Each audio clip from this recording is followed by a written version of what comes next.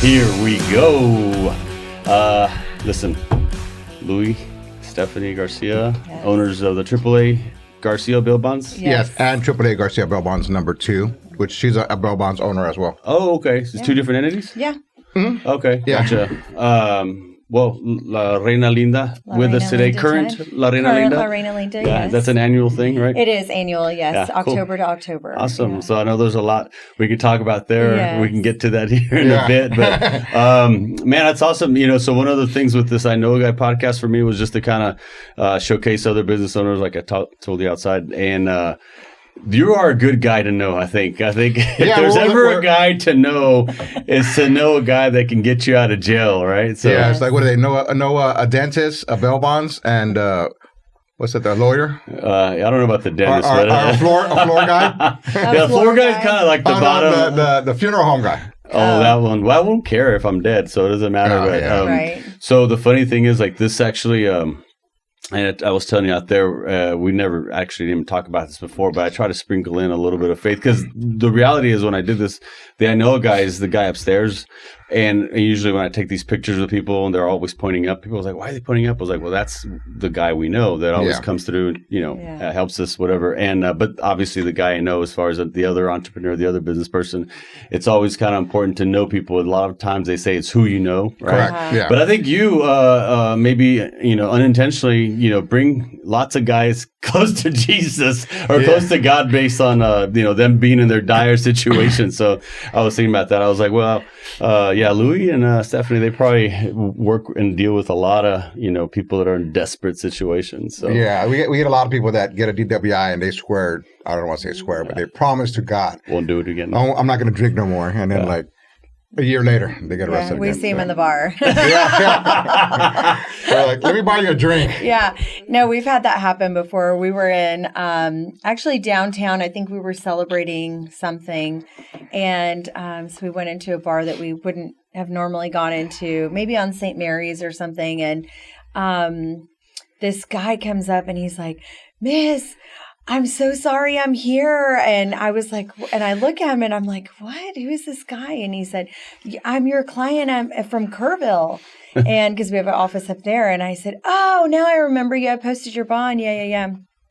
And he's like, I'm so sorry. I know I'm not supposed to leave Kerrville, but please don't call the police and turn me in. Like, I'll buy you a shot. I'll buy you. He kept buying us drinks all night long. Oh, and nice. so I kept coming back with drinks. And Louis like, where are you? Like, what are you buying all these drinks for us? And I said, no, it's our client over there, Yeah. And so, it's a kind of a weird situation when they run into us, because sometimes they're super thankful. Sometimes they're very bashful and, grateful, all of it at the same time, Well, I find it interesting with business because for me, I try to, and I've been doing what I do forever. And you get to meet and really just learn about other people, through your journey in life and what they do. But there's a business for everything, man. It seems like, you always get surprised. I have a customer of mine who is a very well-to-do person, but he made it in plastics. Like he literally had a manufacturing plant that just made plastics for like the HEBs and whatnot, and he made a killing. But there's a business for everything, man. And I kind of want to know that story as to how you guys started doing this. I don't know if this was something that was learned through family or through... No. It was actually I used to work for Glazers distributors back in the liquor day. distributor. Okay. Liquor. So it was like the best, worst job I had. Shout out to the guys. We were like intoxicated by like 2, 3 o'clock in the Every morning. day. Because we would go and deliver to the liquor stores and bars and stuff like that. You know what I mean? So after that, we would go and hang out and stuff like that. So I needed money. So a friend of mine said, hey, we're hiring at the Bail Bonds company. Well, you forgot the ultimatum. Oh, yeah, I had to change the lifestyle. I said, we were dating at the time. I said, you either need to get another job or get a new girlfriend, because you're broke and you're drunk all the time. And like, that's not what I'm after. You know, like, we have no plan. What's your plan? And he was in school. He was going to school. I wanted to be a coach. Really? Yeah. What coaches? Football or just I mean, when you're in middle school or in elementary, you got to coach everything. You know what I mean? Basically middle school, but then I realized, because I like sports, and then I realized the long hours and the pay, and of course, money is the root of all evil. So, you don't get paid a lot with coaching. No, you don't. And it's fun if you love the sport. But then, I'm glad I didn't go that route because these kids nowadays are a pain in the asses. You know what I mean? For sure. It's a different discipline now. You can't do any discipline. No, I remember the coach like grabbing my helmet and throwing me on the floor and making me do push-ups and stuff like that. Yeah, I mean that's kind of what toughened you up. I think you guys are Gen Xers. I'm assuming too, right? Yeah. And I think we're the last kind of. We're that like front line between the weak and the older generation. Like we're over here trying to like build strong young leaders, and it's hard because we're fighting against the culture. Mm-hmm. But that was part of sports, man. You just kind of get yelled at, and kind of got pushed around by your teammates, even your peers and leaders, and that's what kind of toughened you up. Yeah, it's funny because it's. Going back to, then I'll jump to that. Going back to the thing. So a friend of mine goes, "Hey, you want to? We're hiring part-time, going to school. So I'll do 6 to 11. I think like Monday, like 4 days a week." How old were you? Grand. I'm going back 20. Like for the Bail Bonds? Yeah. That was, 20. 20. I was 25, 26. Yeah. Yeah, so then So you were to school at the same time, like college? Mm-hmm. Yeah, college. So obviously, right, not high school. He was on the extended program. Yeah, so I was there doing high school and stuff like that, and you got to be like the Gen X people talk to people. You know what I mean? So I never knew what a bail bonds because I never was in jail. You know what I mean? So I never knew what a bail bonds company does, and I just talked to people, made them feel comfortable. Mm-hmm. It's not. A bail bonds is a different category of any business. Mm-hmm. You know what I mean? And I don't want to just like, what's that word? Like say we're special, but you deal with everybody. You deal with murderers, rapists, to people jaywalking and stuff like that. So you have it's all criminal stuff, right? Yeah. Anytime there's bail, it's criminal, right? Yeah. Criminal. So there's all levels of that. Yeah. All levels. And you got to have that. Like I've had people who want to come work for me who I'm going to be an attorney and I need an internship. Can I come? If you don't have the gift of the streets, of the talking and stuff like that, you can't. Because then, there's a rapist or a child molester in front of me. I don't know what to do or how to act. But you're innocent until proven guilty. You know what I mean? So those people were like, well, I can't do it no more, blah, blah, blah. So the industry is very hard to hire. Man, like these kids nowadays. Dude. Was that how you learned though, kind of working part-time? Kind of getting your feet wet with it? Yeah. You were kind of, obviously probably were somewhat hardened in your experiences, so you kind of knew how to relate in a sense. Exactly. Now, I grew up, I don't want to say I grew up in the streets, thanks to my mom and my dad working all the time, but I grew up in apartment complexes in front of Harndale High School, and I had a group of friends where we were just in the streets. Yeah. Like not doing bad stuff, but we would. No, but I get it because I grew up in apartment complexes too, and it's a different breed, bro. Yeah. Because you're working. Well, I mean, you can argue that you're always kind of in our generation. We were always out, hanging out with people, hanging out with different kids and stuff. But the apartment complexes, you had a multitude of cultures and families and stuff. So it was a good way to kind of be able to relate, right? Like you said, to your point, like and be able to we had like our own little gang and stuff like that because we would go to play basketball at other apartment complexes against their guys and Division and all these other parks and stuff like that. But that's how we grew up. I mean, I think I was like one of the youngest ones. I had a pager like at 16 years old, so my parents could say, "Hey, where you at?" And I had to find. He said it was the chicks that were paging him. I had to find a quarter to use the phone. You know what I mean? We didn't have cell phones the good back old then. days, dude. The guys that had the pagers were the OGs. Yeah. Man. They were like, bro, that guy, with your Tripro jeans. Yeah. I think I used to have those. Did you have them rolled up in the neck? Yeah. Mm-hmm. I had the see-through blue pager back that clips and stuff like that. Yeah, I like it. So then I started working for them part-time, and then just talking to people. The owner said, "Hey, come full-time." So I worked for the corporate company, paying tuition reimbursement. I said, "Hey, this is what I make." Kind of exaggerate a little bit. And he goes, "Oh, okay." And I'm like, "Damn, all right." So from there, I just started working at the bail bonds company, left the corporate job, and then just started working for him 8 years. Tough 8 years because I mean, in the small family business, you can't expand or grow over the CEO and stuff like Mhm. that. Mhm. So I was at the top of the game. October 17th, my dad went to the hospital, and October 19th, she went to the hospital, and we were having twins. Mm. So my dad passed away Oh, 2 man. days before my kids were born. Wow. And that like just opened my eyes. Like, I got to do something with my life. Mm. You know what I mean? So then we opened up our own. Took a while, took a couple of months to open up our own. And she was like, "Hey, if we don't make it, I'll go to Walmart. I'll go to HEB. We'll find a way." But knowing the industry, like you know all the floor, you could Sure.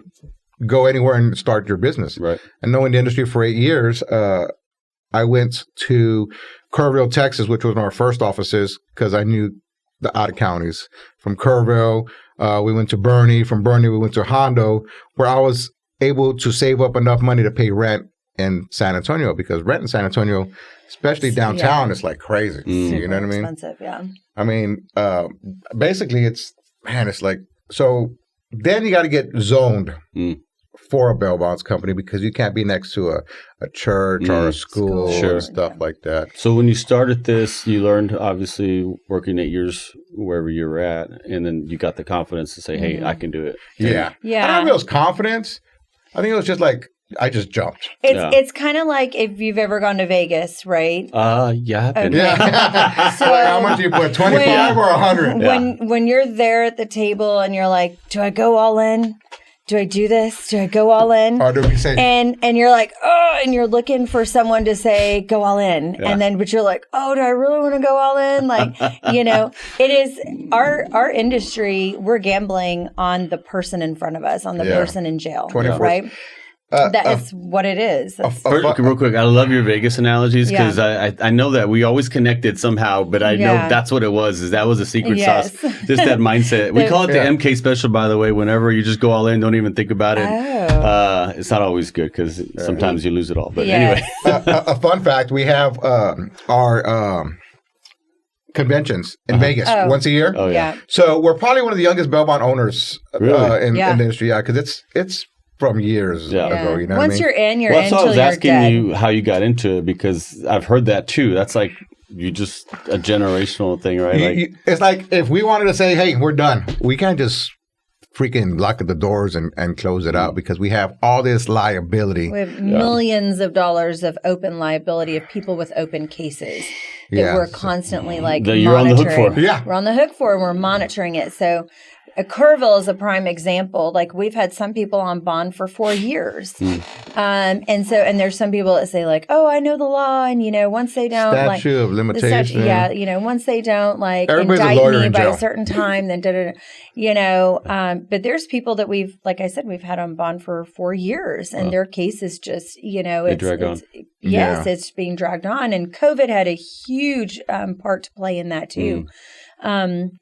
So we've got millions of dollars in liability open, and so it's not like we could just say, hey, let's close down next week. We just decided not to do this anymore. We have to write out all that liability and wait till the case is closed. So eventually, if you do have some sort of succession plan or like retirement plan, it's going to take probably years to even kind of accomplish that. Yeah. And the other bad thing about the bail bond industry, and that's why Garcia Bail Bonds number 2 was kind of incepted, was that as a bail bonds owner, we're individually, personally responsible for the bond that we write.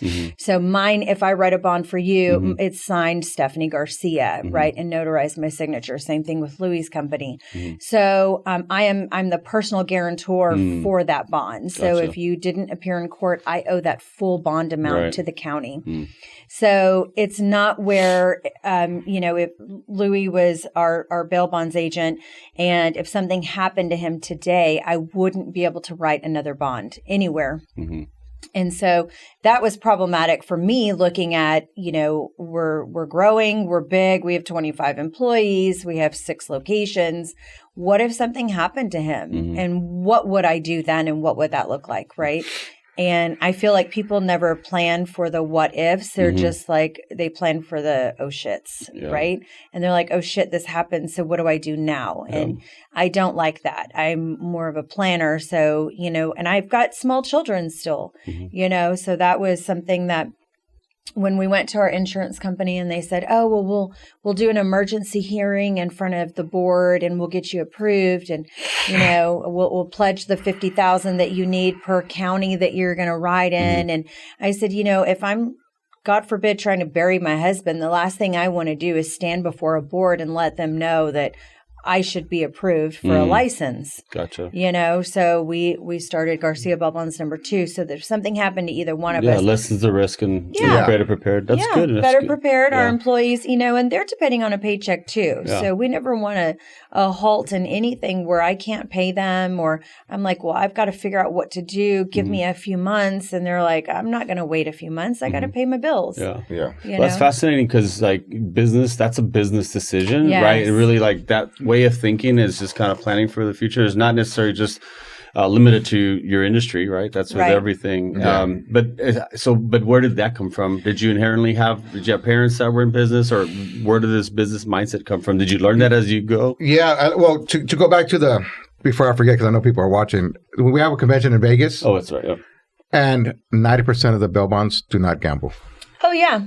They do not gamble. What's wrong with them? Yeah. No, because they gamble. They say they gamble every day. That's true. Yeah, it's a different gamble. You're right. You're right. They'll drink a gallon of whiskey. Man, but, oh my gosh. Yeah. But they do not They gamble, will not bro. put $5 down on black or red. That's funny. There's nothing wrong with that, right? No. We look at it as like, oh, you don't want to take chances, but it's the opposite. They've already taken the ultimate. Yeah. They're I do that all day long. I'm not doing it here. That they're just being smart. It's tough. It's that risk taking ability. Sometimes I have a problem with kind of turning down that knob to make sure I'm smarter. My wife's the one that kind of balances me out. It's always like, wait a minute, let's think about this before I'm the same way. I just jump in and do it and figure it out.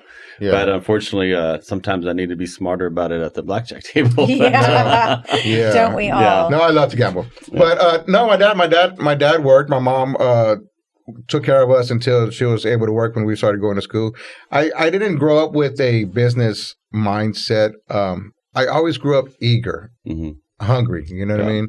In school back in where we were there, man, if you're wearing the wrong shoes and stuff like that, you weren't part of the cool crew. You know what I mean? Yeah. You had to wear the Jabos, Versace's, and the polos and stuff like that. I mean, we had our little category. I'm not sure they even have them nowadays in school. Dude, I don't think so, because sometimes my kids, they just dress up just get out of bed and put on homeless. Yeah. It's like, man, we had to have figure it out. We had to have the Jordans, the whatever shoes were back there, the British Knights and stuff like that, and our hairs had to be nice and. Yeah. Now their hair is all crazy. Yeah, my son doesn't want to cut his hair right now. So I'm like, so is this new style the homie style? That's what I call it, short for homeless. But I'm like, are you a homie today? My youngest son cuts his own hair. Oh. He's got that real shaggy. Does he do the floating? No, I don't know. But I tease him. But actually, he's been doing it for a couple of years now, and he actually does a good job, I guess. Have you done to yours? Yeah, mine's easy, bro. I joke about it because I go to my barber. His name is Chris, and San Miguel is his name. I like to plug him. He's a cool dude, but he'll spend 30 minutes. Barbers sometimes. Well, you probably go to a barber that you go to all the time. Yeah, because you got your beard and stuff. I can't grow that beard for some reason, but he'll spend 30 minutes kind of just.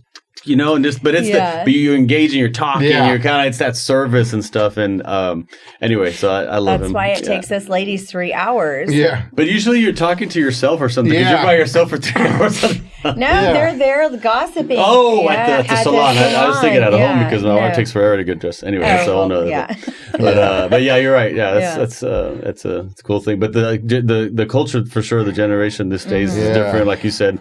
I think, I think about that often, about the business sense that we just had, or our generation had, right? It was, I think, almost like try to do better, or what could I do, or how can I get there, or to dream big, right? And this generation, I feel like their dream big is, I want to be an influencer. Yeah. And, everything is behind the scenes. And so they even though they're going to want to be on camera, they forget how to have a conversation. Right. And that's what we tell our kids all the time, go and shake hands, go say hello, go introduce yourself. How old are your kids? 11. They're twins. Boy, girl twins. Yeah. And, you know, they kind of forget those things that I think we learn. I grew up with my parents being hoteliers and forever. So I grew up in the like service industry. And so, you know, my dad was a shake your hand and my mom, same thing, like business suits every day to work. Like you present yourself well and, you know, you show up on time, you talk to people, you know, you try to solve the problem, keep everybody calm and, you know, we're fix-it people. Right. I see a lot of that in myself now where I'm a fix-it person, you know. But, you know, I think a lot of like, and we say it all the time, like, gosh, we're almost 50 years old and no one teaches you how to own a business, right? No. Even going to college and taking business classes, you know, no one teaches us how to do our taxes or what we should be looking for, what we should be doing. That's the stuff they should be teaching in high school and stuff. Yeah, instead of like typing. My son's doing, my middle son's doing business, you know, studying for business at UTSA. He just finished 1 year. And he's been working for me in the summer, this past month. And I think he's probably got more business sense now, just because I'm trying to teach him more. And he's helped me in the past, you know, during the summers, kind of doing little things, small tasks. But now that he's older, he's 20 years old. And I've got 3 boys, so they're all really sharp kids. But to your point, as far as school, like they never teach you that. So he's going to school for business. And they're just like learning freaking history and right now, whatever. Yeah. The other problem with the generation though, that I try to like instill in these kids now is like the delayed gratification, because everything they want to succeed right now. Yeah. Like, Dad, hey, we need to invest in properties. I want this. And it's like, brother, take your time, step back. Yeah. Baby steps. Like, hey, you know what? Okay, fine. Invest now. Start building up your IRA. Start saving money. You know, the little you make, but that's the fine line that they don't understand that. They want us, you know, like instant gratification, right? Yes. And that's the hard thing to take them to Vegas. Yeah, that's the hard thing. The hard thing to teach now to this generation, because we've learned to, and then we know that it takes time to build your business. Yeah. We know that you have to kind of plant those seeds to kind of reap later. And my first job was at 15 years old, and it was actually at Embassy Suites breakfast. You know what I mean? I was able to go in. Man, I would get there at 5 a.m. and work till like noon. You know what I mean? Yeah. And just serve the people breakfast. And when I started realizing, damn, money. You know what I mean? I was able to go buy me some shoes. I was in high school. Yeah. I spent all my damn tips at Malibu Castles across the street, because those had Embassy Suites at I-10. So we go and spend my $20 in tips and play video games and stuff like that. But it's funny because my kids, and I don't know how to say this, but I'll go to the room and they'll be like $5. Just crumbled up, laying on the like. And I remember my money was like iron our money. My money was in my wallet. Yeah, in books at high yield. That's the safest place they say for robbers. Put them in books. Like my daughter bought something from Amazon. I said, okay, well, you owe me $17, and she brings it like in this little box all crumpled. I'm like, 1, 2. I said, I'm like, you have how many purses and wallets, and it's crumbled up? Like they're just so different. But I think that's the concept. It's like when we opened up, like no one ever taught us about business. No one ever said, this is the fun stuff. This is the bad stuff. This is what you got to spend, your overhead. No one. It's like it's a scary. I mean, like for sure, it's scary, and it's scary every day still, because and if an employee quits, you got to figure out how to measure the schedule. You know what I mean? Right. When you go get that IRS letter, you're like, oh shit. You know what I mean? Like, and it's like you're opening it slowly. And they're okay, like, this is not a bill. We changed your address. This is a notification. Thank you, Jesus. You logged in last week. Okay, thank you. Even for us, like, okay, when we started, we were all in, right? And Louis like, we're going to do this, right? And it was a really tough time for us when we decided to do that. Louis' father had passed away unexpectedly. Our twins were born 2 months premature, so they were in the NICU for 31 days. I had a job. I was a sales manager for a temporary staffing agency, and so I had taken FMLA. And they called and said, you have to be back on Monday. And I said, I literally am bringing my kids home from the NICU on Monday. Like, I can't come back. And they're like, you have to come back or you don't have a job. And I held the family insurance for us. And I'm like, there's a whole nother aspect in that. We're still trying to recover from the death of his father and helping his mother kind of like recoup and, and figure out how to move forward now as, her sole provider. Yeah. It was tough. And we had 2 other children on top of that, my parents were like, I was at the hospital every day and I'm like, you have to go to work, right? We have to pay our bills. And so, we're going through all of this. And then when he decided, I think it's time, but it's all in. And, can we do this? And I'm like, no, like we don't have a choice. It's not a sink or swim. It's a swim. Right. Yeah. And I said, I'm here with the babies all day, but at night, like when you come home, like I'll go stock shelves at H-E-B or Walmart, like, to help bring in some sort of money. And he's like, I don't need you to do that, but I appreciate you even offering to do that. And I'm like, I went from a, sales job driving around in my Range Rover to saying I'll go stock shelves at night to keep my family comfortable and give us what we need.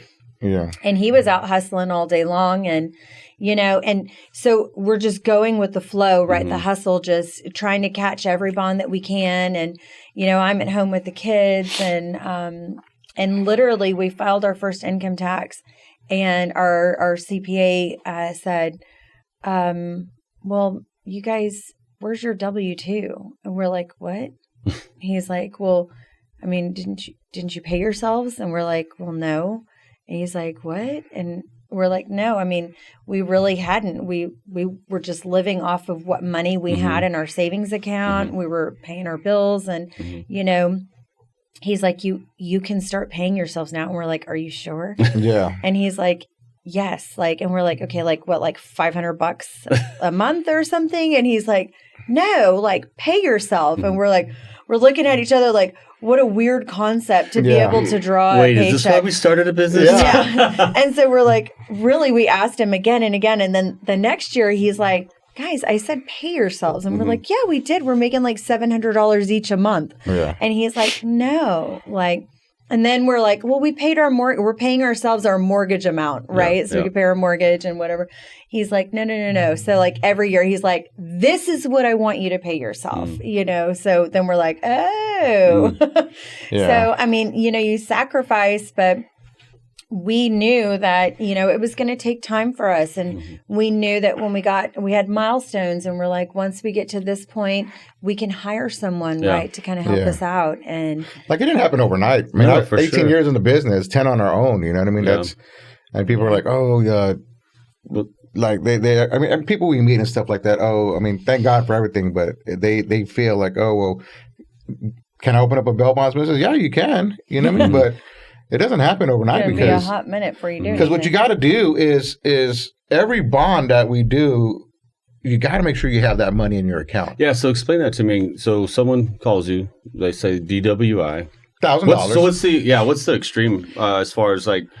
Have you worked with like people that are homicide? Or? Oh yeah. I mean, we've had the bonds would be super high on those. Attempted murder, capital murder, intoxication, assault, manslaughter. I mean, shit happens, dude. I mean, so you don't have that's not your business to judge or to say, I can't take you. I'm not going to pick you. You're going to take any potential client or customer. I mean, we have criteria, right? We ask like, are you a citizen of the United States? Because that's going to change like how we price you, right? And then, where do you live, right? Because that matters too. If you are just in Bexar County and you get picked up on something, but you're from California, well, it's different. The chances of you coming back to court are very, very few and far between. Yeah. So we price it differently because you live outside of the county, and depending on how far out, we'll price it differently too. Yeah. But, so sometimes, we don't decline the business, but it'll self-decline, if you will. Like they just won't meet the parameters, right? Yeah. So we try not to ever tell anyone no, but we just say, we also have to answer to an insurance company, right? And it's got to be good business for us, right? We're not in this for charity. Obviously, we have bills to pay and employees to pay, but so we see all gamuts of everything. And again, it's an alleged crime. right? And yeah. so, and we found in this day and age, it's pretty easy for someone to accuse you and allege that you've committed a crime, right. Then especially all of a sudden like you're guilty. Yeah, it's yes, bad. Yeah. And we've seen time and time again, where they get exonerated. The cases have been dropped, for various reasons. And it's not for us to judge because, hey, we all make mistakes, right? Yeah. The only person we have to answer to is upstairs. So, it's we treat everybody the same, whether you're an alleged, sex offender or, child molester. Again, there's two sides to every story. And we've found that so many times and we've seen it so many times. And false allegations really do destroy families, a person, their career. And so we've seen that all too many times too. Again, for the victim, it's horrible when it is true that happens. But there again, that's why there's a judge and a jury. So I mean, in the industry, being in the business, we all have friends. Right. And we all have that one family member that just screws up. So I've had friends who have had attempted murder, or I've had friends who have had sexual assault, you know what I mean? But they're all, you can't judge them until the end and stuff like that. But I think I've bonded so many people out that I've known personally just throughout the whole category of offenses and stuff like that. I mean, we don't know what people do behind closed doors. Right. You know what I mean? Well, and situations happen, right? Especially during COVID, we saw a huge spike in family assault. Oh yeah, COVID. When COVID happened, we were like, shit. Like we had no business for 3 weeks and then we're like, There's no crimes? No. Well, because they shut everything down and made us all. Yeah. We were like, babe, we're gonna have to go in skeleton crew. We text the employees and we were like, hey guys, we're probably gonna go to one employee a day shift, this and that, and overnight Business was back. Business was back. Yeah. People could not stay home with their significant other. Because one, they're not bringing home money, so the family's starting to get tense. Yeah, I think that across the board, whether you're a criminal or not, people just got frustrated. They got tired, and then the work wives were, "Hey, where's my rent? Yeah. You know what I mean? And all the sunshots came out, dude." Well, and I was like, gosh, these people, when you think about how many hours, maybe our situations are different because we kind of have our spouses. Y'all 24/7 though with your business? Yes. Yeah, and we're together all the time. We go to work together. I mean, there's rarities where, he goes to the office and I'm handling something else, but we're together all the time. So we're a little bit different. But think about a traditional family, right? The man goes to work and the woman goes to work, right? And then think about how many waking hours that you're at home with your spouse. Very few. Very few. Right. And so now lock us in a room, in a house, in a small house with children and each other and say that we can't go anywhere. And all of a sudden it's like a caged lion, right? You're like, I was with you 3 hours a night and I didn't like you then. And now I'm with you 24 hours a day and I still really don't like you. Yeah. So, we were bonding out people with DWIs. I'm like, where the hell are you going, bro? He goes, I just had to get out. Drive around. They were at home drinking and then they're like, gosh, you just pissed me off and I just had to take off. Well, no one's on the damn road. So they catch you. So there's no way to kind of mask or hide yourself. You're the only one. Yeah, you can't hide behind the semi truck. Nobody's driving. So funny story is during COVID, we were able to expand and got another location. So we actually have 4 locations in San Antonio, and one in Curvo and one in Hondo, and we're going to be opening up another location in New Braunfels, Texas. Nice. So COVID happened, and it just exploded from COVID. I mean, and then we started dealing with the politics with PR bonds and stuff like that. So public personal recognizance. Personal recognizance. Basically, you sign yourself out of jail. Yeah, but jumping back, so you got $1,000 bond. It's 10%, $100. You know what I mean? Which is industry standard. 10%. Okay, so a smaller crime or DWI. Yeah. Okay. It's so you go. We as a company take a power of attorney to the courthouse or to the jail for the $1,000, promising you that you're going to go to court. Now, the other loophole is have your family just pay the jail themselves $1,000. $1,000. You know what I mean? But not a lot of families Have that kind of money. or want to spend that money on their Right. significant other and stuff like that. So we made $100. We made a little $100 over here, but we gave the jail $1,000, promising you're going to go to court. If you do not go to court, I have so many days to catch you. If not, I got to pay the $1,000. Ooh, tell me about that. Who's the bounty hunter in the family? Is that we actually, when we first started, we both were the bounty hunters. Really? Yeah, we both. Is it like the TV shows? Yeah. Did you have like the glasses and the big boobs? Why do you like that? like Dr. Bounty Hunter? No, we met them a couple of times, but no. It's Hawaii. Where the hell are you going to go? Yeah. You know what I mean? Yeah, It's an like you island, can't just leave the But island. have you all experienced that where you have to go chase down people and kind of look for them? Yeah. How's that? Is that ever get kind of violent or anything? Or? Real talk. When these they did their eyes and stuff like that, they know they screwed up. You know what I mean? But when you get these possession gangsters and trying to drug dealers, when they're with their homies or their friends, they think they're badass. Mm-hmm.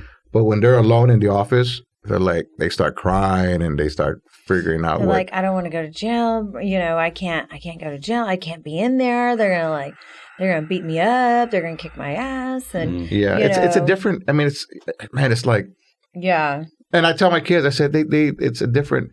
Oh, well, they're doing this, making quick money, flashing around, but they have nothing. You know what I mean? So when we go knock on their door and they're like, "Hey, come on!" It's always a surprise, right? And Did you have to sneak up on them and kind of? Yeah, we would, stake them out a lot of times. Yeah, and then call the cops if we see them. It's easier for them to hey, this guy's over here, or we would just go and say, "Hey, come on, you got to go." Can I tell my kids bye? At least, you know what I mean? So we would just say, "Yeah, come on, let's go." I hopped through a field in Kerrville looking for a guy that we were down to the wire on him, and it was like $65,000 bond. Oh gosh, it was a big one. And that's when we first started too. Yeah, and my employee, I drove out there and I was like, "Hey, did you go by the house?" And she's like, "It's not pulling up on my GPS," And I just wanted her to get eyes on the house. I didn't want her to expect her to go to the door or anything like that. We would never do that. And she's like, "It doesn't pull, like the address isn't even real or something." And I said, "Give me the file." And so I put it in my car and it pulled up in my car, right? But it wouldn't pull up on our phone for some reason. And I said, "Come on, let's go." And she's like, "What are we going to do?" I said, "We're going to go find him."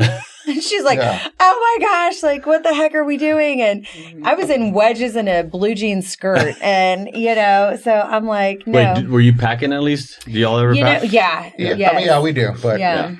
And so we literally I went to the front of it. I knocked on the door and I was like, "Somebody's here. Like there's a light on in the ceiling fan." I said, "Somebody's here." And so I said, "I'm not leaving yet." And she's just like losing her mind in the car. And so then I pull around back, kind of drive around. There was like a mechanic shop back in the back. And so I pull in there and I tell him, "Hey, I need to leave my car here and I'm going to walk through the field. I'm trying to get to a house back there." And they're like looking at me like, "City girl out here in the boondocks. Like, what are you doing?" And she's like, what am I going to do? Like, what? He's going to kill you? Like, I said, "He's not going to kill me. Like, he may hurt me, but he's not going to kill me." And she's like, "What do I do if he?" And I said, "Look, if he does something to me, just call Louis and tell him to make alternate dinner plans." And because I'm going to be late, and then call 911, get in the driver's seat and drive and just leave me here. And she's like, "Oh my God." I was like, don't try to do anything. Like, just tell them where you're at and they'll come help me. And so sure enough, like this guy was burning brush back there. And so I just like hopped through the field like a little wild bunny. And then I just like leaned on the fence, and it was a chain link fence. And he like felt someone staring. And so he turns around and he's like, "Can I help you? Are you lost?" And so I called him by the guy's street name, right? And he goes, That's my brother. That's not me." Well, they were twins. Oh, wow. And then I remembered, okay, yeah, he has a twin. And I said, "Well, how do I know it's not you?" And he's like, "Well, who are you?" I said, "I'm your bondsman." He goes, "It's not me. It's my brother." And so he comes over to the fence and, we talk. So it wasn't like scary. And the brother had actually been picked up in another county up north. He stole a car and a gun but we don't have a centralized system, and PD and Sheriff's Department is not very helpful when we're looking for a fugitive. Okay. So there's not something that we can go in and like put your name in and it'll say like, oh, he's up in, Comanche County. Yeah. And so we need someone to give us that information. And so the brother said he's in Comanche County. Yeah. He got picked up like late last night. And so I, get back in the car and I'm like, get on the phone with Comanche County and get it verified that he's there. I mean, it was literally, you have to the minute to the second to find these people. And take him back to court. Yeah. And to get it verified that he's in custody. And so while she's on the phone with Comanche, I'm just hauling butt back to the office and she confirmed he was there. And so then we have to send a court document to the jail. They have to verify he's there and what he's being held on. And then I have to get it to Bexar County or wherever the case is pending. So it's all like, all this paper documents that we have to do and it all has to be time stamped. So how does that work though? Because obviously you're chasing him or finding him because he's skipped court date. Yes. So you got to find him. That's your obligation. Yes. Find him. And so you found him. He's in jail somewhere else. Yes. They take him to jail? They took him to jail on but those charges. But that doesn't release you from the liability. It doesn't release me yet, no. And so then I had to let Kerr County know he's in Comanche on these charges, like these new evading arrest and all these other charges. Then Kerr County will go pick him up. And they will if it's an extraditable offense. So, but once he's in Kerr County custody, then my time is released, basically. Gotcha. Okay. I still owed something because we owe court cost and, depending on how long he's been on the run. Yeah, you got to pay something no matter what. But so long as he's in jail, essentially, then that bond's over. You don't have to pay the whole $65,000. Right. You got to pay a percent and stuff like that. It literally, we had another $75,000 in Ohio. They found her, and it was literally like we had already swallowed the fact that we were going to pay it. And he's like, babe, like we've got. Now this is through insurance though that pays it, or is that like you have to have like a pool of money? Yeah, the insurance. Well, the insurance backs us up. Okay. In case we can't. Right. But if then once you start screwing up, when you tell the insurance, hey, I can't pay this, they'll start dropping you. Exactly. Like insurance, like why do you even exist? Your rates go up and stuff like that. So going back, so you have to have that's why there's so many older owners of the bail bonds companies because they built some capital, they've got some history. Because these youngins are not these youngins, these new ones that try to start, they start getting money, and they start going buying all these flashy coats. They get somebody that misses court. They don't have the capital to, and even if it's just like $1,000, those they add up. You know what I mean? Sure. Because is there like a small percentage though overall that you kind of run into? Out of 100 bonds, one run. So that's not bad. Yeah, man. that's not bad. That's pretty good. But that one could be it could be a big one. Or a 50,000. Was there a strategic reason why y'all started in Kerrville though, as opposed to I know you said SA is a little bit harder. Because when I worked for the other bail bonds company, I ran all the outer counties. So you were familiar with them. I knew what county made money. Gotcha. So Kerrville was making a lot of money because Kerrville actually has a lot of recovering. Kerrville is really bad on drugs and stuff like that. Yeah. So we went to Kerrville. Knew the business and stuff like that. And then, of course, Hondo I didn't want to go too far. So then from Hondo to Bernie from Kerrville to Bernie to Hondo, just around the hour area. And then when I was able to afford. What's interesting is y'all get to kind of see what's out there, all the bad stuff, that most people don't see. I have a friend of mine who retired from the Air Force, and then he got lazy or not lazy. He just got bored being retired, so he re-enlisted. And I think he got hired for DEA. After 1 year, he quit because he was exposed to, and this was in San Antonio, exposed to all the shit that people don't see, all the drugs, all the, and he has a son my age.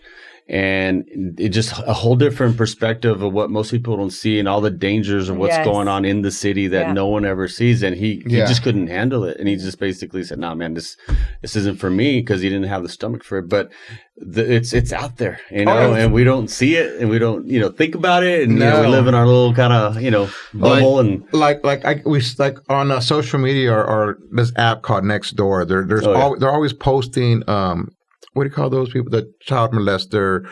Sex offender. The sex offenders. Oh, yeah. And where they live. Yeah. And I'm like, okay, yeah, but that's like a little percent of what's out there. What's going to kick your ass is all these theft. Oh, for sure. Oh, you know what I mean? Everywhere. You'll get robbed, or I mean not robbed, but you'll get your stolen first before something happens to you. I mean, but it's your neighbors. It's everywhere, man. Right. It's like, and today, like, drug use is just so high, especially with these young kids, and you know, we see it with parents. We've had parents. I had a very good client, lucrative client, that just kept getting her son out. Oh yeah, we get moms that just like over and over and over again, to where I finally told her, I said, "I just don't think I can help you anymore." Wow. And she was like, "What do you mean?" And I said, I don't feel comfortable. Like, there is a problem, and no one's seeing it, and it kept getting bigger and bigger and bigger, and then literally she's just bailing him out all the time. Yes, money. Dad was retired sheriff, and I'm like, oh my gosh, like, you know, you come from a police background, and you don't see that. Now it was small drugs, and now he was dealing big, dealing bigger. And, you know, I said, it was a huge risk for us. And then, you know, and we have to watch these guys, right? And he's one that I said, you know what, he was on every day he had to call and check in with me on my cell phone. Yeah. Every day. Because then, after you have so many charges, people start talking, "Are you going to do time? Are you going to do time?" Yeah. And that's inevitable, man. That's the last thing. When it got so bad that, of course, he had like this outrageous BMW, and they would pull him over. And then he said, "I'm not going to drive no more. I'm going to start riding my bike." I mean, they still know how you look, and they would pull him over on the bike. And he still had drugs. And he was like, "Well, you told me to get rid of my BMW." I said, "You're in a small town, and you're driving this flashy BMW, and you're like 23. You're the only kid in town with that kind of car." Wow. Like, and then you're like, "Well, I'm driving a bike, and they still put you on." Well, you still have drugs on you. You know what I mean? They're just finding a way to hide it. Yes. And, you know, he didn't use his arm signals, and, you know, on his bike. So, I mean, we see it all the time. He's carrying the drugs. It's like, I mean, the bounty hunter now, it's a lot easier because of social media. You just put their mugshot and you put, "Hey, reward," and the biggest person that turns you in is your ex. Oh, yeah. Oh, they love it. Baby mama. Karma. Oh, my God. that mofo is behind on child support. This is where he lives with his new chick. This is her car. This is her license plate. You're right, though, man. Like, it's so easy now to find people. It's so hard to hide, and especially if you have your phone. I'm guessing maybe you could probably start tracking people with your phones now, too. Technology, and everybody loves to just put it out there, man. Everybody just loves those criminals that as soon as they steal something, they're all flashing it. You know, it's a crazy world that you guys are part of it that you see every day. It's sad though. You see so many grandmas that have like the grandchildren now, you know, and you see that, and these grandmas come in, and you know, and you feel like, gosh, when are you going to see that Mijo is not a good guy? That your grandchild is you know, I mean, your child. That's just denial. I mean, yes. Yeah. You know? And I hate to put this out there, but when a child is living with the grandma, they're basically they're a potential client. Yeah. You know what I mean? Because their grandma just. And their parents are already out of the picture and stuff like that. So, like most of, I mean, it's sad to say, but like the young girls that are into drugs and prostitution, 99.99% of the time, they don't have a dad in their life. Yeah, and that's the saddest thing. And you know, and you look at them, and and you want to have a heart for them, and you want to say, like, you know, you're worth more than what you're doing. Right. And, but it's like some of them are just so lost, and they have no one. And really what they have just always needed is that male role model in their life. You know, I think that's where, like, most of these young girls define, like, their identity and their self-worth is how their father treats them. For sure. How they see their father treat their mother, you know, with respect and caring, and showing them this is exactly how a woman should be taken care of, right? And how they should be treated. And so they don't have that man in their life, and they're constantly just looking for love. They're looking for someone to just, even if it's for 10 minutes, and even if they're getting paid for it, they still feel like, you know, that's something that they've never had.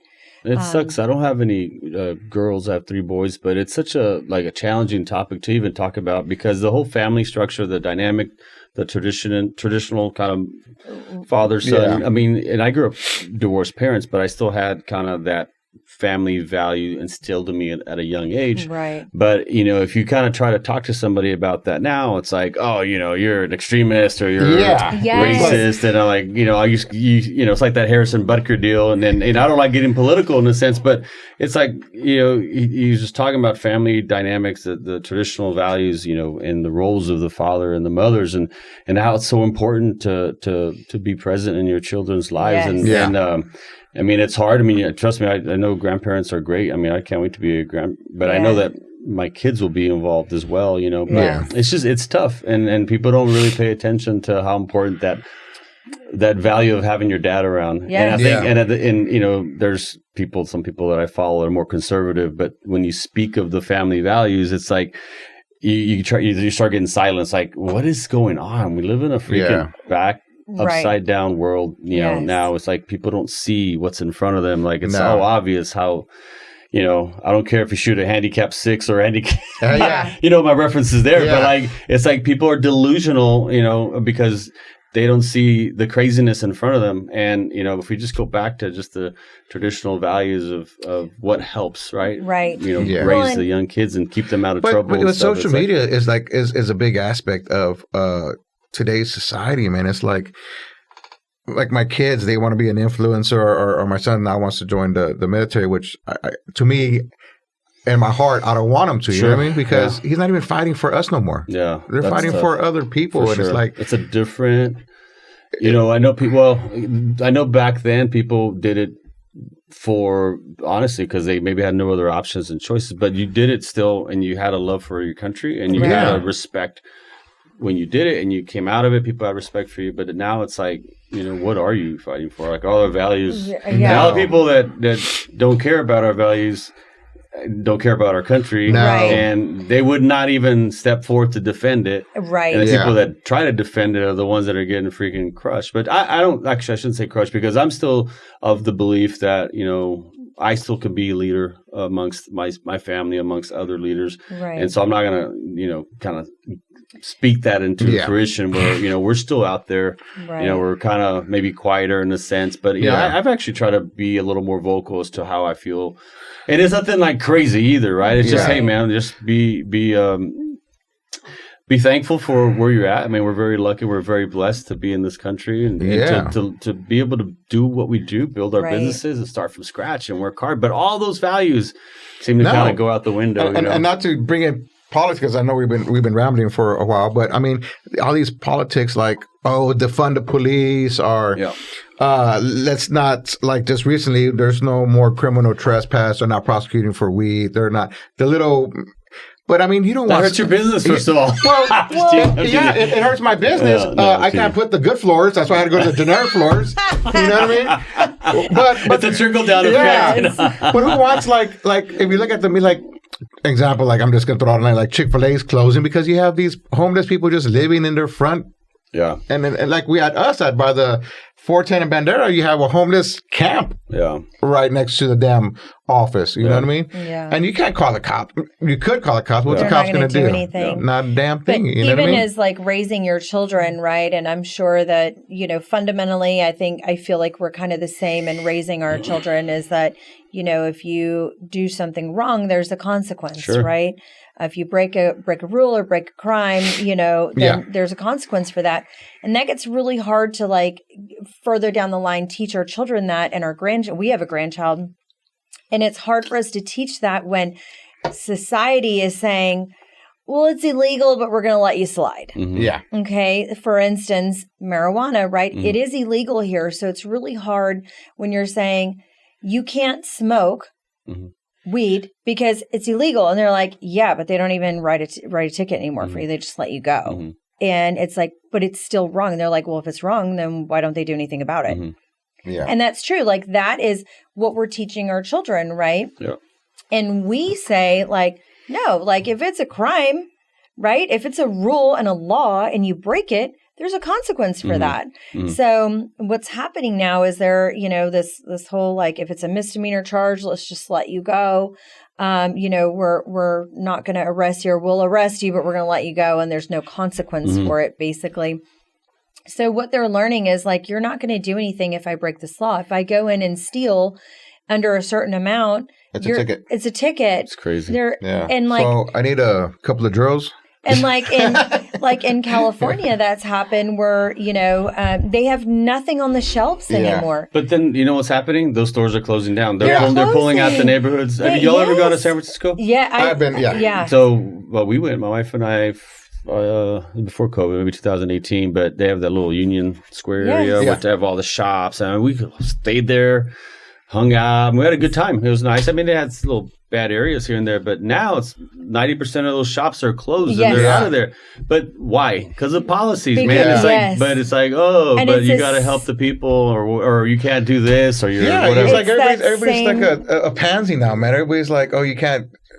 It like just pisses me off because I got my ass whooped. You know what I mean? Mm-hmm. Now you can't even do that to your kids. You know what I mean? Because then all the Karens come out and you know what I mean? Oh, your child abuse. You know what I mean? That was on the ballot here. That if they stole under $750, that was last year, wasn't it? Yeah, last year that they weren't going to prosecute, and you couldn't do anything as a business owner. You just had to like hold your hands up and be like, "Okay, have a great day. Hope you come back soon." I don't know, man. I'm the type. I see sometimes videos or on Twitter or whatever, and you see people that I just kind of help themselves. If I'm at the store and I just see someone rob me, I probably shouldn't, but I'll probably be the one that grabs it. Like, what the fuck are you doing, man? Like, I'm just like, it annoys me so much that people are so, just callous now with that, and they just let it happen, or like afraid to step in, That's kind of what I'm talking about. It's like people just are trying to like, oh, I better not say anything. I better not step in. I better not, but if you don't, then if there's no opposition, then these things keep going and mounting up against you. Exactly. So, anyway, it gets frustrating, but I think there's still hope. I still hope. We just got we got to wait till November. Yeah, but hey, so speaking of transitioning, let me ask you one more question. I know you're opening up New Braunfels. Yes. So I'm glad to hear that you're scaling and you're doing bigger, or you're getting bigger in the sense of growing your business. What's that challenge been like though? Because as you grow your business, you open another store, that's more people. Or do you feel like you already have like a little good system going now where it's easier? Where the wheels are turning. One, to answer your question, the challenge is hiring employees, man. Mm-hmm. Another topic that nobody wants to work no more. Well, that's a challenge for any business. Two is what politics they have in that county. Where like here, they won't do nothing for you for weed. You just get out of here. But in Hondo, in Medina County, if you get arrested for weed, you're going to jail. Mm-hmm. So they're like, well, why is it okay in San Antonio, but not in Hondo? Mm-hmm. You know what I mean? So then in New Braunfels, we're going to have to figure out their FTA rate because it's a lot of lake people and stuff like that. Because Yeah. New Braunfels is growing big. Yeah. But More a like lot a of vacation destination. a lot of the people that you're going to get there are intoxicated from tubing or Sure. college students. Yeah, you're right. You're right. So you got to figure out, okay, what aspect do we have or not? That's an older demographic, that town too, right? Yeah. So it's probably less risk as far as crime. But Well, it used to be, but now it's like one of the fastest growing cities in Texas. Yeah. Actually, I think it is number one. It was Austin for a while, and now it's New Braunfels. Like they're running out of space. for sure. They're Yeah. actually not even able. There was a story on the news where a new office had been built. I think it was a dentist or a doctor's office. They couldn't even open up because they couldn't connect the sewage and water line to the city because the city said, we can't. Like, we cannot grow. Our infrastructure is like at a halt, and we can't supply enough water for all these businesses that are coming in.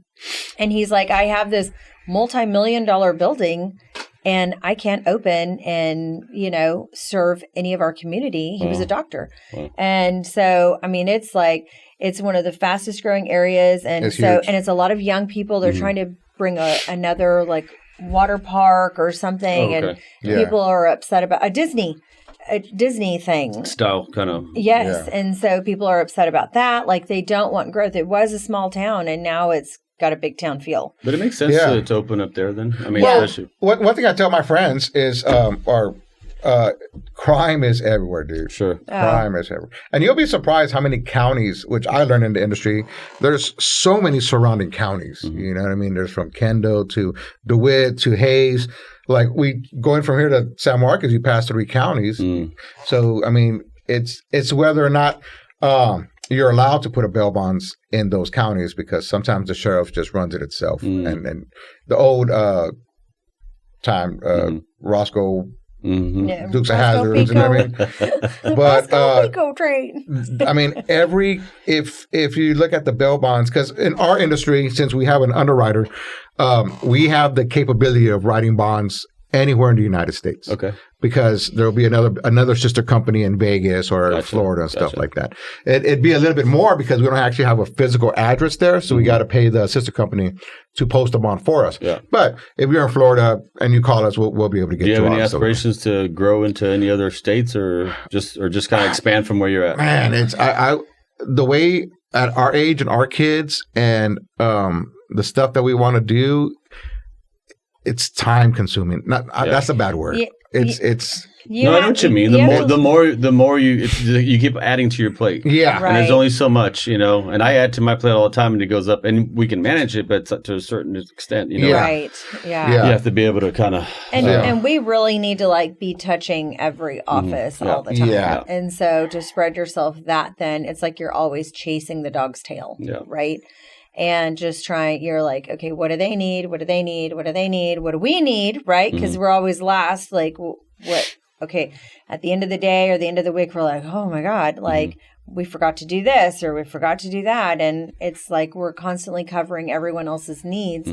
Yeah. That I mean, just here in San Antonio, I get frustrated because I'll go to an office, my East Side office. I have an office 410 in North New Braunfels on the East Side, and then downtown. So I'll go to the office, just swing by. Hey, how we doing? Blah blah blah.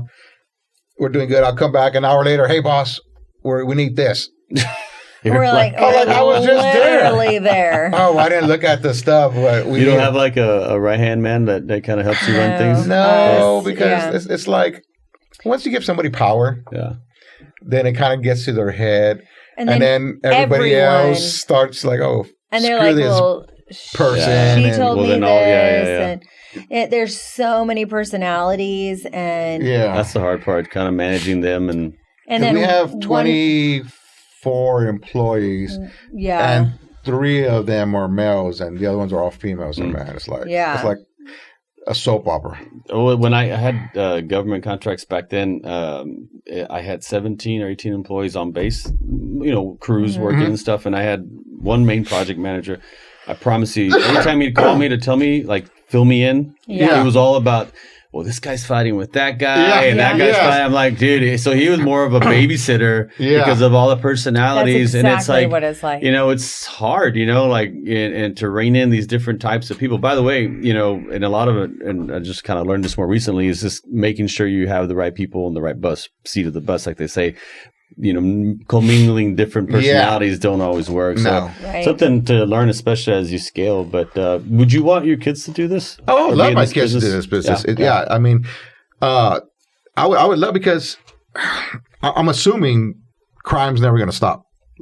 You know what I mean? Yeah, unless we get some sort of like a Minority Report type thing. Have you seen that movie where they start foretelling what the future crimes are before they happen? But I think we're far I away want them from to go to school just to have that education. Like, I mean, of course, I went to college and stuff like that. I'm not saying they have to go and graduate with some kind of degree, but I want them to have some kind of education to let them know it doesn't stop at high school. Mm-hmm. But I would love for them to take over the business, because I mean, it's legacy. You know what I mean? It's I mean, I don't want to say, look where we're at. Mm-hmm. You know what I mean? We're comfortable in life, and I want them to be comfortable in life. I want us to be able to.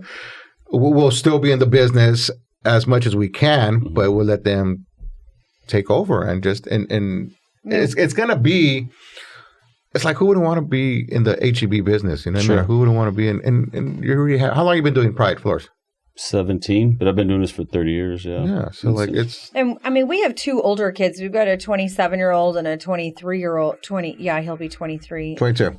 Yeah, he'll be 23, and so they both kind of want to do their own thing and figure out who they are. And we're like, you could be a bail bonds agent. But if it's not in their DNA, it's not. And that's the thing. We can't force it, right? No. So we're like, we got to let them, spread their wings and figure out what they want to do. And like I mean, I hate to call her out, but like my daughter was like, when we asked, "Are you gonna work for us?" She goes, "Well, my older daughter." She's like, "Well, do I gotta talk to people?" I said, "That's like the number one." Yeah. I said, "Well, I don't want to talk to people." I said, "Well, just go be a mortician or go be somebody that put makeup on the dead people." She says, "I just don't like to." But she finally realized. Or like when I was gonna start doing Reina Linda stuff and kind of focus on that, and I needed someone to step into the business and take over my role. Mm-hmm. And so I, kind of casually talked to her about it, and she's like, I said, I really need someone like to do this and da-da-da-da. This is, everything that I was doing for the company. She goes, that sounds pretty boring. I'm sure it's like the opposite of it. Actually. I was like, okay, next, let's put an ad out. And we found someone and she's doing great. Yeah. And, so it all works out in the end. It's tough. You want your kids to kind of, for me, I want them to pursue their passions, but man, there's no better to extend to your point. For me, it's legacy also, man. If I could have a generational business, that it, right. The tough part's this though, Louis, for me, this is what I struggle with, is like everything that you've gone through in your journey. If I were to tell you, all right, man, if you can create a business owner right now and drop him into your business, but he had to have been someone that's resilient, that's been challenged, that's tough, can make good decisions, can make challenging decisions, can have the stomach. I mean, the question would be, but do you want that new person to have taken the easy way or the hard way to get there? And it's always the hard way. The hard way. Because you can't just drop them into a spot and then expect the same type of, results. Or what we've been through. And so that's the challenge, right? It's like with your kids is that fine line of, you want to kind of maybe sometimes help them kind of, succeed in life, but you can't really clear the road for them. They still have to go through their challenges and their obstacles. And, you can't really, it sucks. It's hard. Like when you know an answer to something, like, man, he shouldn't do this, but you sometimes have to step back, let them figure it out, let them learn. Because I think if we going back to the generational thing, like if we make it really easy for them, then they become softer, and then they when they do become challenged, it becomes something that's harder for them to deal with, and that resiliency has to be built over time, and that's the only challenge, right? It's like creating a business that's generational, man. I think for sure I'd want my sons, all of them, if they wanted to, one of them or three of them, whatever, to take over. No better person, right? No better people. Do you see one of them taking over? I can see all of them Okay. do it. They're all different personalities, but they're all sharp and smart, and they all have their own qualities. They could all have their role. My challenge, and really, sometimes they watch this and, no, it's funny because, dude, I've got stories. Hey, kids, log off right now. I've got stories about my boys, each one of them that I sometimes say, wow, if I share a story about one, then the other two are going to be like, how come you didn't talk about us? So I have to try to like juggle it. But they all definitely are qualified, or I know can be qualified to do it. But, when you have a business, you just usually see as like, okay, who's going to be the head of it, right? So I actually have a separate business too that I don't really talk about, but so there's an opportunity there. But then they're all kind of have that entrepreneurial mindset. Yeah. So whether that's with me or doing their own thing. And honestly, man, if they want to do their own thing, more power to you. Yeah. Like I want to help them succeed that way. And I think that's for me, that would be my goal for them to just find their passion and run with it, and then we'll be there to help. And I like how you said you have a second business because just starting a business, you have no freaking clue what's going on. You know what I mean? But when you have that business and you've been in the business for years, you meet different people. I mean, people that you never thought you are even in your category. Right. You know what I mean? So when we had the bail bonds business, we were meeting other people and CPA, and then you start looking at your life further. So then we got into the rental industry. So we have the rental industry as well. And then we're trying to figure out what another business is, you know what I mean? Something just to not put all your eggs in one basket. For sure, man. There's always a way to make money. There's always other businesses that's 100%. There's always ways to make money. And one thing I tell my employees is that people have money. Everybody has fucking money. It's just whether they want to spend it or not. Because I'll have a guy that's in jail on a $10,000 bond and says it's $1,000. Okay, mijo.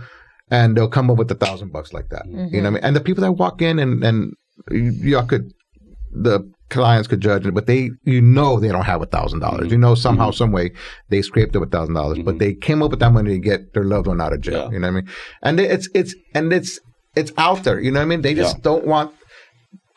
I guess they use it in different ways that it shouldn't be used. You know what I mean? Where jumping into a business is very scary, very scary. But once you do it, and once you it starts taking off, you have other opportunities. If you put in the work, If you put in the work, you got to manage it. And like when you had yours, when did you say you worked 30 years? How did you jump? Well, my third son was about to be born, and that was 17, 18 years ago.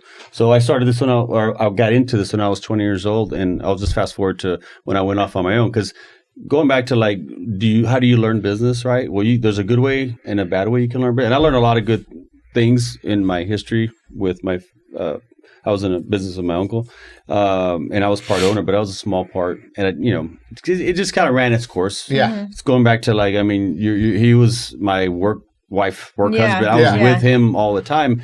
Really, really, really good people. Like, again, family members. It's just tough sometimes. Yeah. And so I just learned a lot of good things, and I learned a lot of things to do, things to do it better, differently.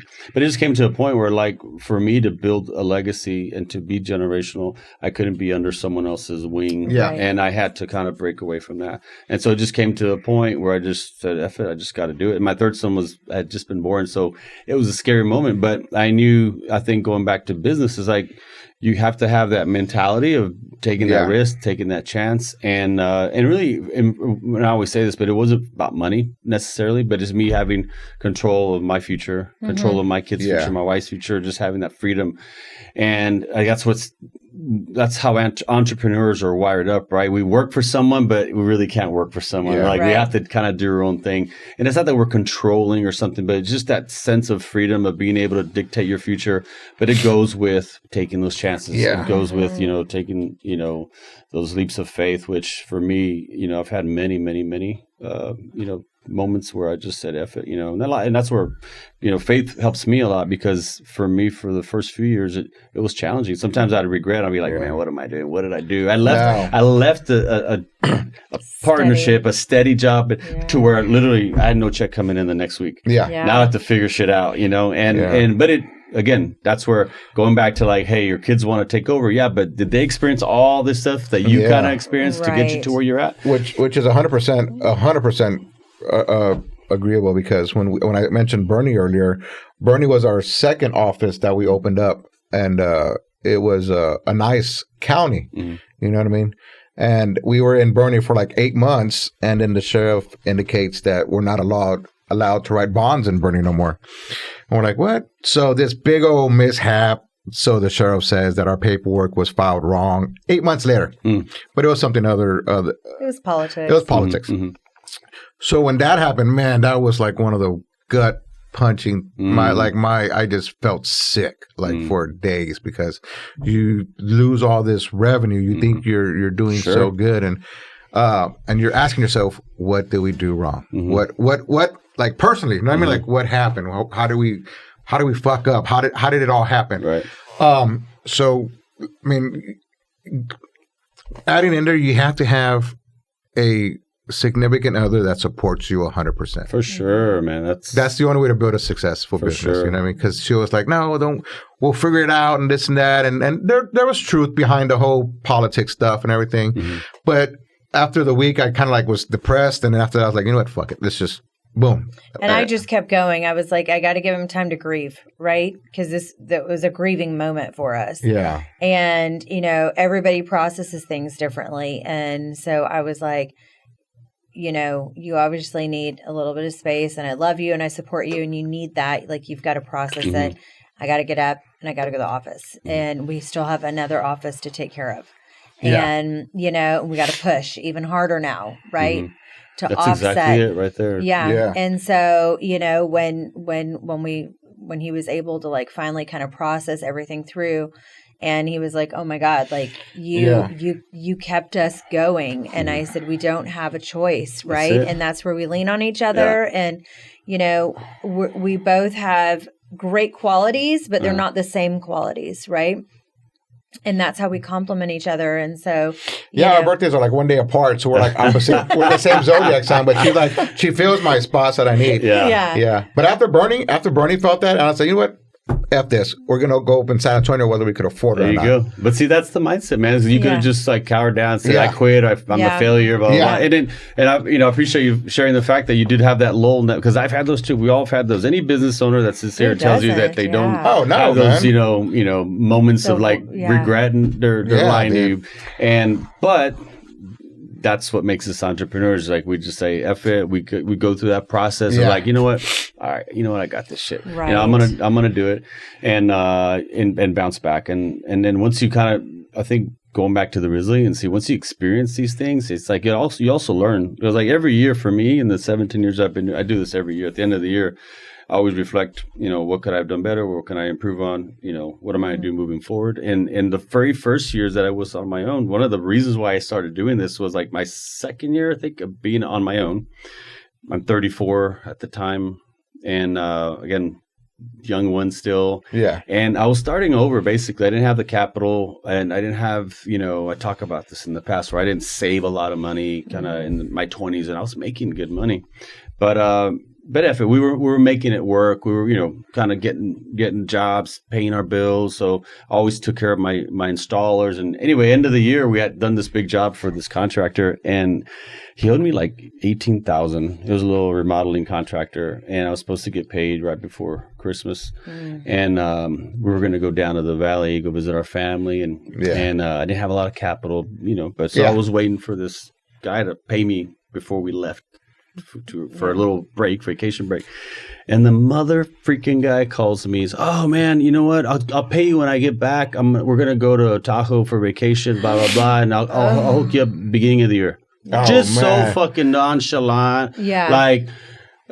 Sorry, I'll just cover you. Catch you on the flip side. And literally, I'm on the other line, crushed. I'm like, dude, I need that money. I think I told him that. He's like, hey, bro, well, I'm sorry, I'm taking off or whatever. Yeah. And then I remember, man, I was like, and I told my wife, I was like, man, this freaking dude, I won't say his name, but I created a new verb for it. Yeah. It's a new bad word too. But anyway, I was like, man, he just, it's that's so shitty, right? And so So we didn't get to go out of town because I was kind of scrappy. I made sure I had my guys paid. Yes. So we stayed in. Man, I tell you, it was one of the best Christmases though. 'Cause my kids were still young. We kind of made things. Yeah. You know, again, we were planning to go down, but so we didn't even. I don't think had a Christmas tree. Maybe we did. Who knows? But it was just we had to like change gears all of a sudden. But I told myself, never a fucking again will I count on one dude to freaking control. Yeah.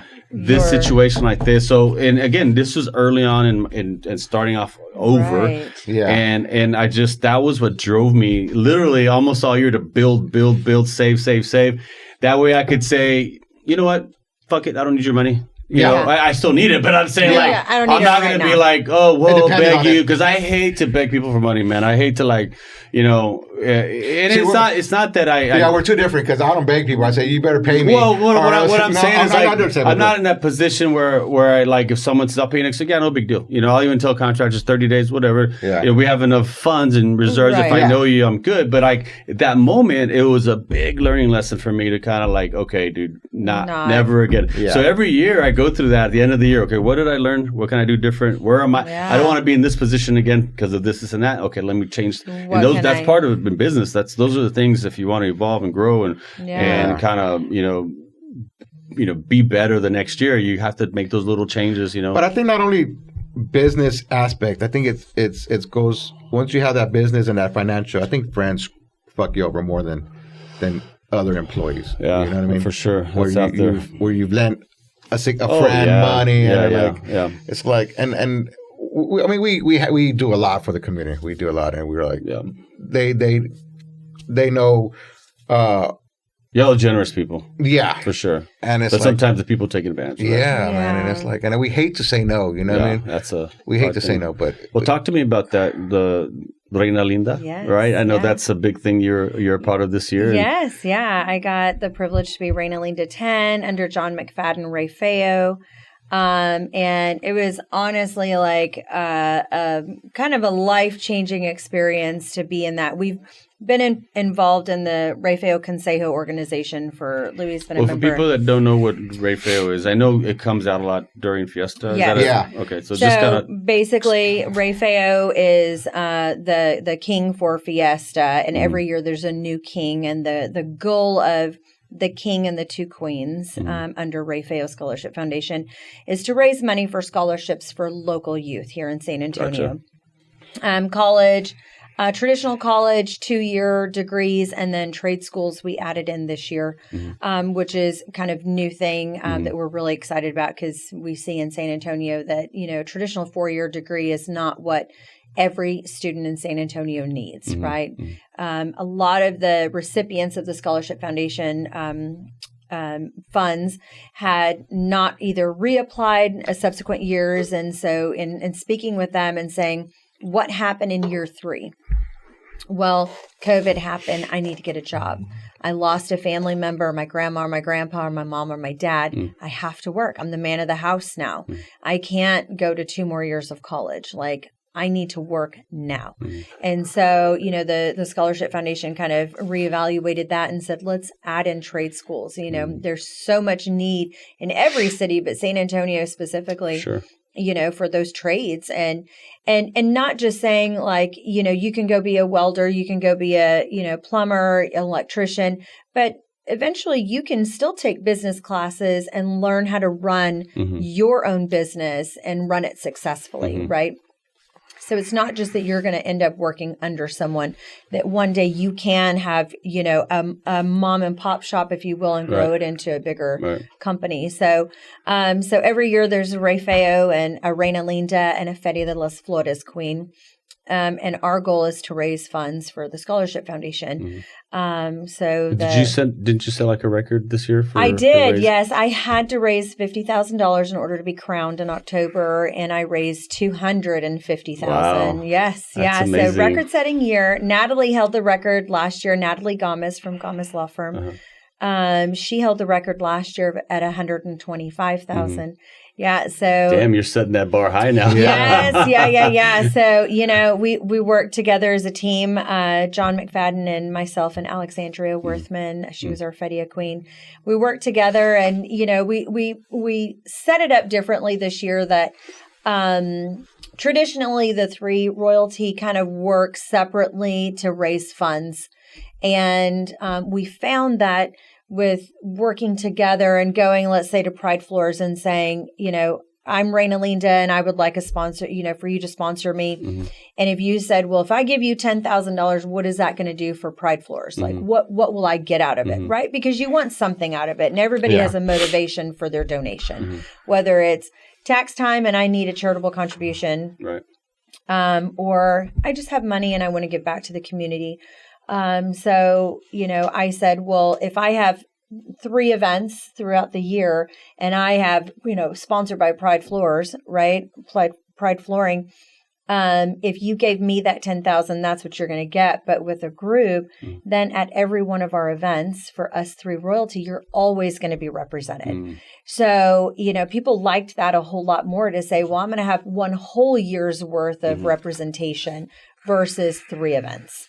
So it worked out well. And we had a lot more companies that said, I'm willing to donate to that. I'm going to get behind that. You guys are working together as a team. Let's do it. This is a year-long commitment? It's a year-long from October to October. So I'm in Rain still till October. We have our scholarship awards luncheon in August. So we'll get to shake the hands of all the kiddos' lives that we helped put in school. So up until Fiesta, that's like the culmination of like where all the fundraising happens? Yes. So the Ray Feo does Fiesta de los Flores, which is the Market Square, the 10 days. Fiesta de los Reyes. Oh, Fiesta de los Reyes. And that's where all our money, a big majority of our money comes from to go to the scholarships and stuff like that. They also have like a Super Bowl event, a couple of little small so there's events. other events throughout the year. Throughout the year. But yeah. So we're like the brother company to Cavaliers. The Cavaliers, like they have like all their Cavaliers white wear people, the blue suits, and we have all the Mexicans over here. So we're like we the ones that don't make the Cavaliers come to the Ray Feo. Gotcha. Yeah. No, but it's fun. It's a really fun event. Shout out to Prestige who they gave Steph $150,000. Prestige Motorsports donated $150,000. This year's Lorena Linda is Erica LaHood, Mark LaHood's spouse. Nice. Yeah. So it's just it's another business aspect. Sure. You know what I mean? Well, it's a good. You're not only giving back to the community, which is the primary part of servicing your community, and kind of really just fulfilled a lot of your time too. I'm sure. It did, oh my God! Yeah, Man. was. I mean, it's a year-long commitment, right, in itself. But really, you kind of start maybe about the May, June, prior to October. So you get crowned in October and you wear the crown from October to October. But really, you start in June. So it's about a year and a half that you're kind of, you've stepped away from your business and your family and your spouse. And, I was successful because of Louis. He was, I definitely, and I say it, number one, that I couldn't have done it without him. He kept our business going, and he was my number one cheerleader and fundraiser. And, you can't do it all. And I couldn't do it all by myself successfully. And there's times, just like you said, there's lulls, like right in our business, there's lulls when you're doing this also that you see. We did 115 school visits in the community. Darn. Yeah, and so you go, and to where you forget about yourself. You put yourself way last on the totem pole. He was always like, you need to eat. Here's water. Like, he was there when I was just sad sometimes because you see these poor kiddos in some of these schools, that, and you think like that's an eye opener, man. You think our kids are so damn fortunate, right? And you can tell, like, when you go to the schools on the north sides, they're matching, they're wearing Jordans, and the other, areas of town, they're mismatched, the hair's not brushed, and some of them are coming in and, they haven't had breakfast, and so their school provides them meals, breakfast and lunch, because they know they depend don't on get the fed school at home. to eat. Yeah, yes, man. and you see that and you know that. And then even some of them, when we're talking to them and we're just talking to them about their future, right? That they hold the key to their future and they can do anything that they want to be as long as they treat themselves good, number one, and treat others with respect as well, right? But you can't respect other people without respecting yourself. Sure. And you have to see what's inside you before you can see what's inside anybody else. And so we're talking to these kids and they're mesmerized. They would look at me like, they had never seen anything like me ever in their life. And they would hug me, they would cry. And I thought, what on God's earth are they seeing first thing in the morning if they think I'm the most spectacular thing in the world? Because I just think I think I'm a great person. I'm a great friend and wife and mother and, all of those things. But I don't think I'm spectacular, to where I would make someone cry because I'm that wonderful, but they don't see anything close to what I was. And I thought, so do they not have a loving mother or a loving grandparent, or is their house just so stressful that they're like, come on, get up, go, come on, and get out the door. Does anyone even care about them? And that's what one of the principals, because this one little girl just fell in my arms and was just so hysterically crying. Wow. And she's like, you're just so nice. And she was like, and you're so pretty and you smell so good. And I'm like, and just these little things that this little baby thought of me. Yeah.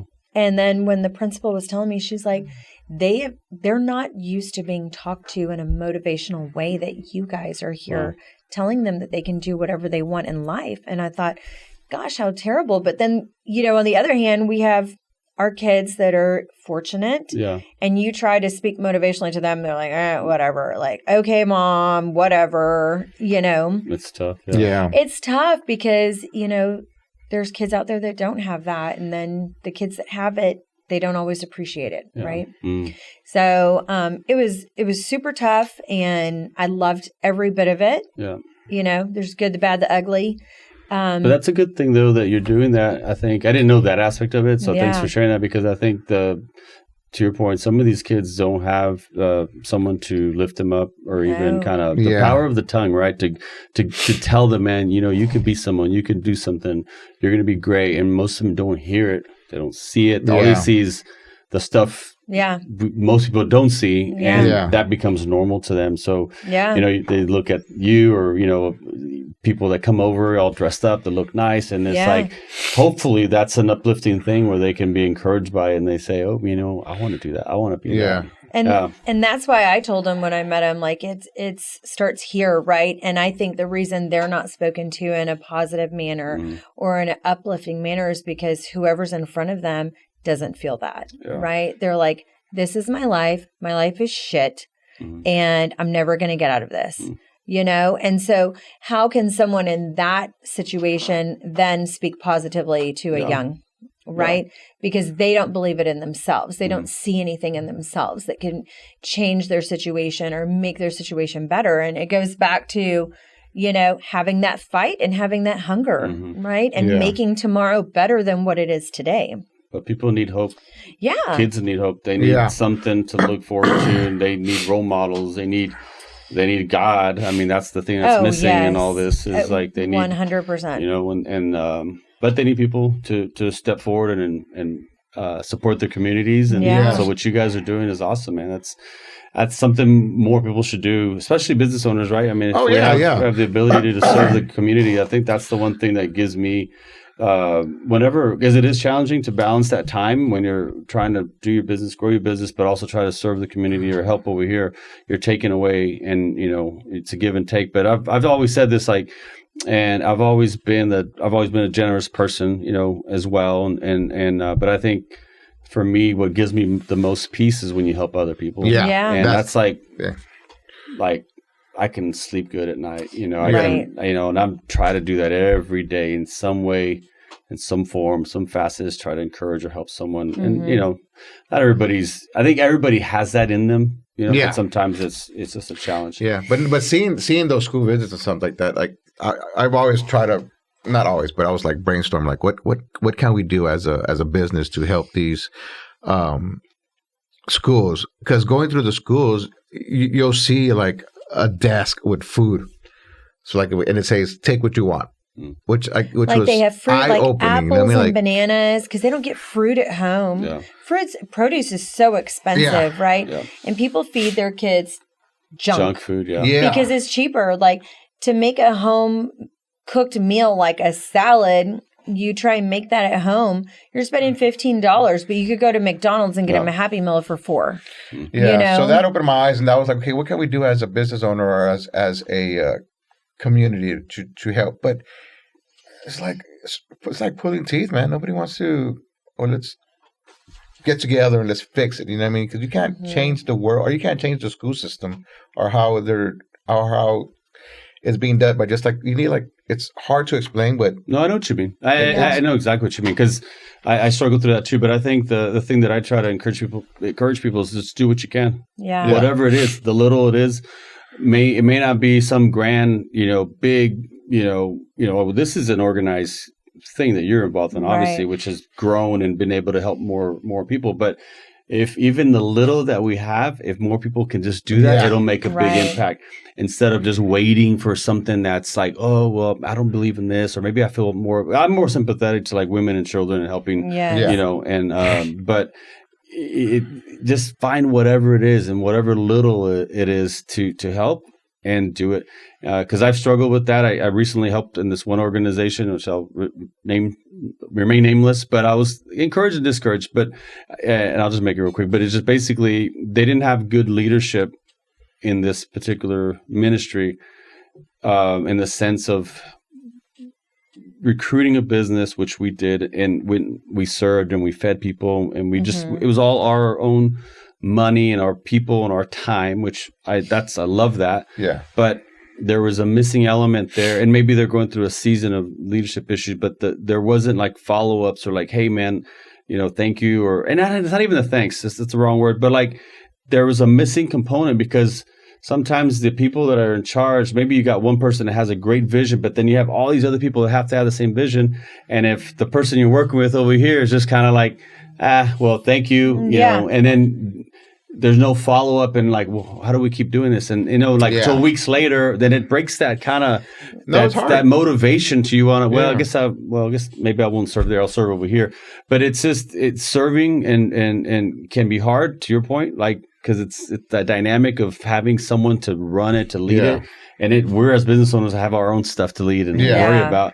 But at the end of the day, I just kind of like reflected. I said, look, I'm not going to worry about that. We helped out. We did what we could. Right. And that's it. And you just kind of keep doing things that, are dear to your heart to help people. And one of the most surprising things that I learned recently in kind of all of this community work was that in our community college system, there is a great amount of students that are homeless. Really? Yes. And they're going to school to better their lives. In fact, what they've done at Northwest Vista, they actually have converted a parking lot that is a overnight parking lot where these children, these students, they're adults, not children, both, but they come and sleep in their car in the parking lot all night long. They have 24-hour security. It's gated off so that they're safe. They've opened showers inside where they can go and shower and launder their clothes for free. They provide the detergent and everything. But and I asked, like, approximately how many, on an average night, how many students do you have in your parking lot? Almost 200 students are homeless in a parking lot that are going to get up and go to school the next day. And like, I'm like, wow. So if that's an adult, right? And they're like pushing and trying to better their lives. And I'm thinking like, what can be done to help those people? Because what you don't want, right? Because that's our future, right? What you don't want is them to get discouraged because they're like, how many nights at 95 degrees can I sit in my car every night and sleep in a driver's seat? That's crazy. And feel safe and feel motivated. Like, who's motivating them? They obviously don't have family around, and I thought, God bless. Like, you know, and us, like, we sleep in a warm, comfortable, cool, comfortable home every night. And even then we have trouble getting up in the morning and being motivated. Yeah. Right. And then I think, you know, we're so blessed and so fortunate. And here are these students that are just like pushing forward and like, I got to finish. I got to get my degree.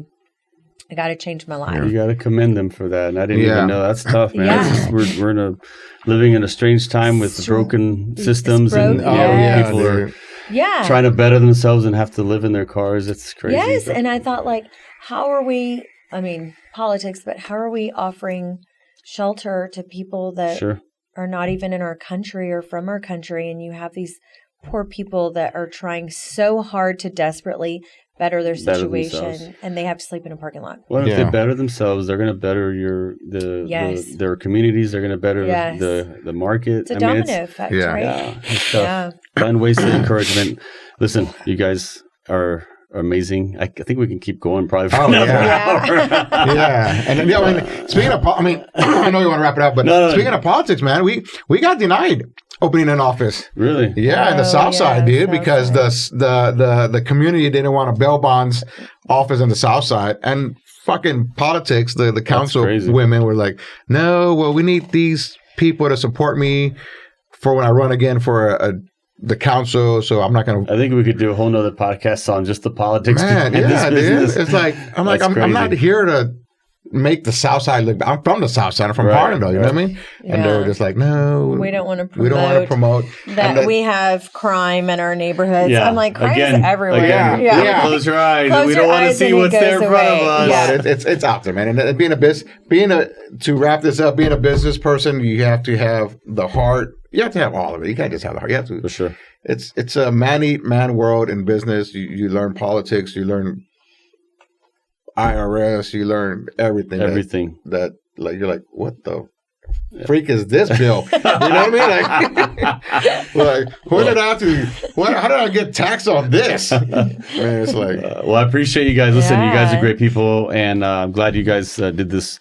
And I appreciate your community service and really the service you do in general. Yeah. I mean, y'all have, again, a business that some people don't even realize what it entails, what happens, what goes on behind the scenes. And I'm sure y'all got tons of other stories. We could probably do a round 2 podcast down the road, which I would not mind. Yeah, we always say we should have, instead of the Kardashians, we should have a reality show. Show, man. People, man. I would tune in and subscribe without a doubt. So. Stephanie, Louis Garcia, AAA Garcia Bail Bonds, and the other one is same thing. Number two. Thank you so much. I guess if I know someone that might need your service, I can always say I know a guy. Or I know some guys, obviously, and hopefully I won't ever be one of your clients. But you never know. So, but we have kids, you know what I mean? So they piss us off. But thank you so much, guys. I appreciate you. Thank you, Richard. All right. Appreciate you.